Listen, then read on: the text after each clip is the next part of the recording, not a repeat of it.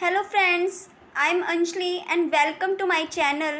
आज हम उन टॉपिक्स को कवर करेंगे लेक्चर 3 के अंदर जो हमारे टॉपिक्स पिछले वीडियो में कवर नहीं हो पाए थे।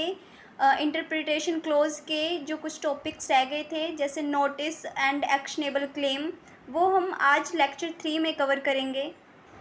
तो हमारा पहला टॉपिक है actionable claim. Actionable claim means simply means वैसे ही समझ में आ रहा है कि हाँ अभी कोई क्लेम किया जा रहा है, ठीक है। तो ये जो है टीपीए के अंदर सेक्शन 3 में डिफाइन कर रखा है एक्शनेबल क्लेम।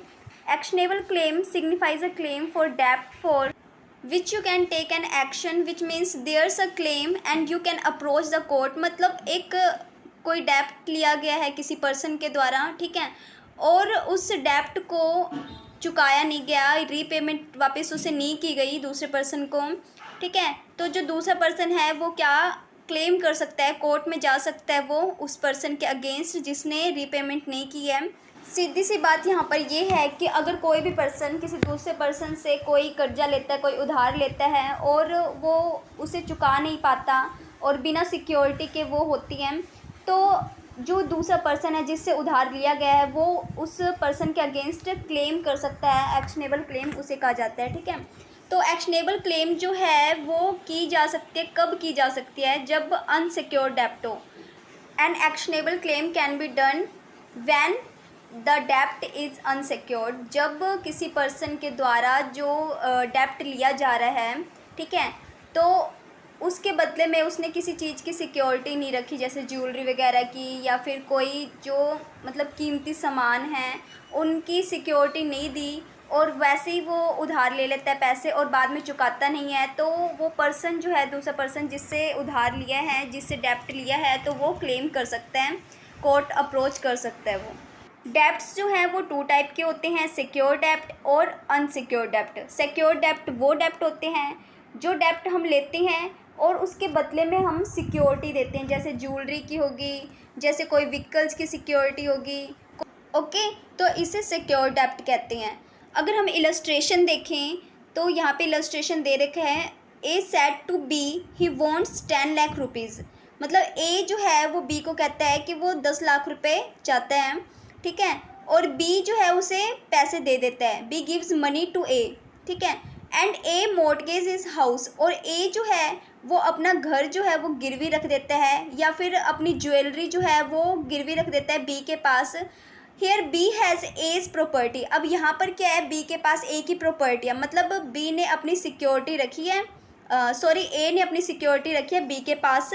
तो अब बी के पास क्या है, सिक्योरिटी के तौर पर ए की प्रॉपर्टी है। In future if A is not give the money to B in return, अगर बी जो बी को पैसे नहीं देता ए, अगर कभी फ्यूचर में मतलब अगर पैसे नहीं दे पाता ए बी को, तो बी जो है वो क्या कर सकता है, उसके पास प्रॉपर्टी है, so B can recover his money from as property. तो वो जो बी है उसकी प्रॉपर्टी से अपने पैसे को रिकवर कर सकता है, क्योंकि ए ने जो अपनी प्रॉपर्टी या सिक्योरिटी के तौर पर बी के पास रखी थी, और बी जो है वो एक्शनेबल क्लेम नहीं कर सकता क्योंकि वहाँ पर सिक्योर डेप्ट है।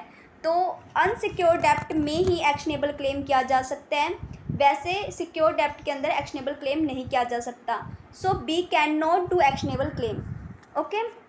सो सिक्योर डेप्ट में हमने देखा कि मतलब कोई भी डेप्ट लिया जा रहा है उसके बदले में किसी चीज़ की सिक्योरिटी रखी जा रही है, और जो जिस चीज़ की अगर सिक्योरिटी रखी जा रही है, अगर सिक्योर डेप्ट है तो वहाँ पर एक्शनेबल क्लेम नहीं होगा। एक्शनेबल क्लेम वहीं होगा जहाँ पर अनसिक्योर डेप्ट है। Next is unsecure dept. Unsecure डेप्ट वो डेप्ट होते हैं जहाँ पर डेप्ट के बदले में किसी भी चीज़ की सिक्योरिटी नहीं रखी जाती, चाहे वो ज्वेलरी की हो, चाहे वो व्हीकल्स की हो, चाहे वो किसी भी चीज़ की हो, वहाँ पर किसी भी चीज़ की सिक्योरिटी जो है वो नहीं रखी जाती। अब हम इलस्ट्रेशन देखते हैं। A said to B that he want to 10 lakh rupees. A जो है वो बी को कहता है कि वो 10 लाख रुपए उसे चाहिए, ठीक है। B gives him money to A. B जो है वो मनी दे देता है ए को, पैसे दे देता है विदाउट एनी सिक्योरिटी, बिना किसी सिक्योरिटी के, वो सिक्योरिटी के तौर पर कुछ भी नहीं रखता अपने पास। हेयर बीज claim will be actionable claim. और अगर फ्यूचर में जो ए है वो पैसे नहीं दे पाता तो बी की यहाँ पे क्या ड्यूटी बनती है कि वो क्लेम कर सकता है, एक्शनेबल क्लेम कर सकता है, कोर्ट में अप्रोच कर सकता है।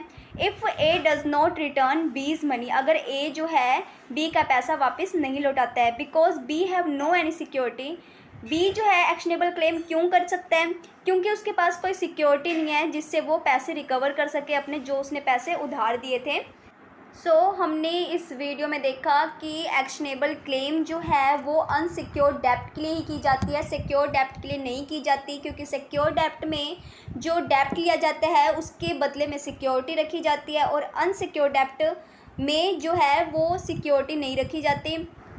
अब हमारा नेक्स्ट टॉपिक है इंटरप्रिटेशन क्लॉज के अंदर नोटिस, जो कि टीपीए के सेक्शन 3 के अंदर डिफ़ाइन किया हुआ है।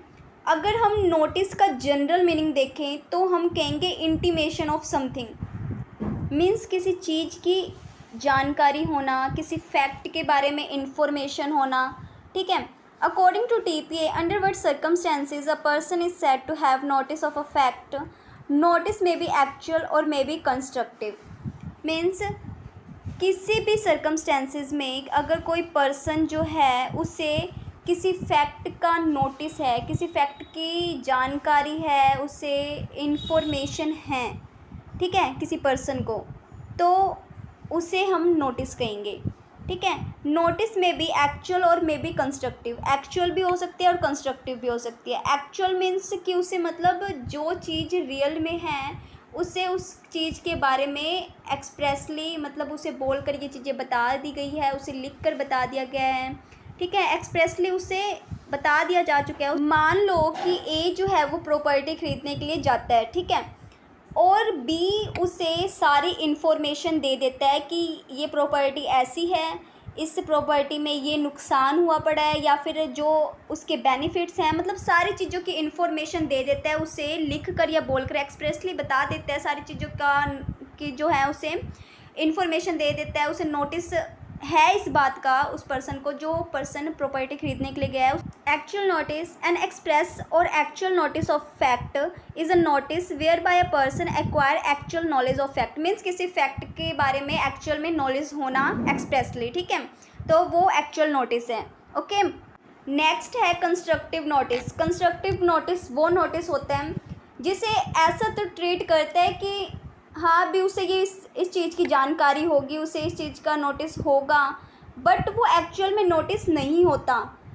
It is a notice which treats a person who ought to have known a fact, ऐसा ट्रीट तो करता है कि हाँ भी उस पर्सन को इस फैक्ट के बारे में पता होगा, as if he actually does know it, और उसे ये होता है कि एक्चुअली में वो उसे जानता होगा, बट वो उस फैक्ट को नहीं जानता। But in actual the person does not know the fact, लेकिन एक्चुअल में वो उस फैक्ट को नहीं जानता, उस फैक्ट के बारे में नहीं जानता, उस प्रॉपर्टी के बारे में रियल में नहीं जानता। ओके, उसे कंस्ट्रक्टिव नोटिस कहते हैं, मीन्स उसे जानकारी नहीं होती लेकिन ऐसा ट्रीट किया जाता है कि उसे उस चीज़ की जानकारी है। सो फ्रेंड्स, आज के इस लेक्चर में बस इतना ही। अब हम मिलते हैं नेक्स्ट वीडियो में, जो कि मैं कल अपलोड करने वाली हूँ।